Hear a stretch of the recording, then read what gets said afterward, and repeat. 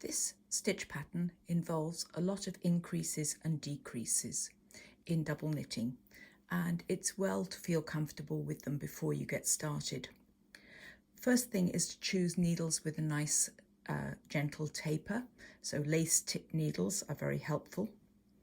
And here I'm going to do a double decrease, so I want these 3 pairs of stitches to become 1 pair of stitches, which will complete the point of this zigzag.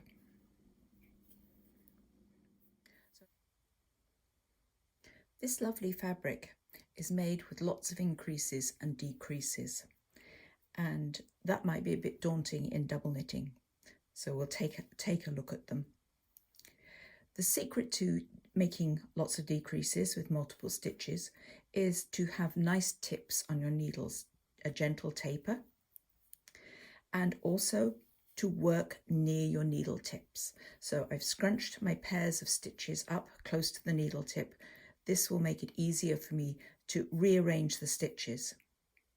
As usual with double knit fabric, what we have to do is rearrange the stitches so that the ones that are going to be put together, i.e. the 3 front stitches, are all side by side on the needle.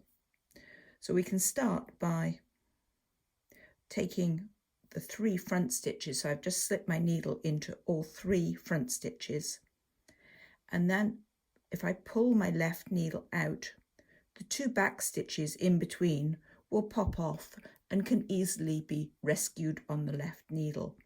It's much easier if you're already near the needle tips.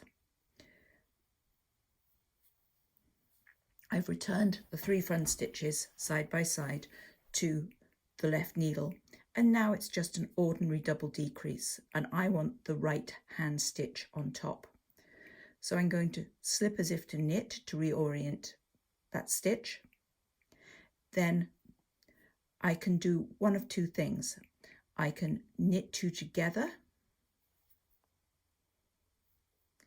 then pass the slip stitch over, which is easier if you're having difficulty getting your needles in the stitches. Alternatively, I can go into these 2 stitches as if to knit 2 together, pass them across to the right hand needle, insert the left needle into all 3 front stitches and work them together as one. This puts slightly less stress on the top stitch, but you may find that more difficult to do unless you have exactly the right needles. Now we've got 3 back stitches or far layer stitches side by side. So we move the yarns forward into the purl position, and I want this increase to slope in the same direction from behind the fabric, which will actually, when we turn it over, be a left sloping decrease. And I'm going to slip my first stitch purlwise, and then I need to resequence these 2.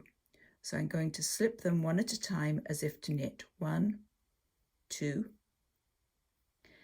and now I can turn them round and put them all together on the back needle.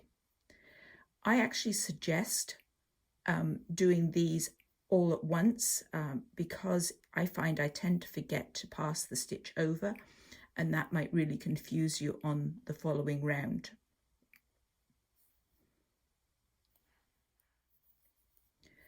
Now we'll look at this using the other method, which is to slip the first stitch as if to purl, rearrange those stitches, change their legs, and pop them back purlwise to the left needle, and then purl them together from the second stitch to the first. So we stack them up. Whoops, I've used the wrong colour.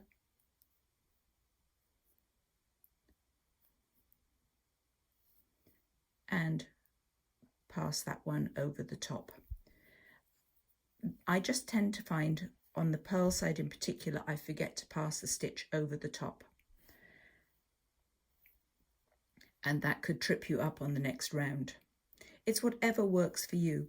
And the net result of this decrease is that the 3 pairs have become 1, and the top stitch is on the right, and on the far side the top stitch is on the left, which means they're both sloping in the same direction, but that doesn't matter because you're not going to be looking at the 2 sides at once.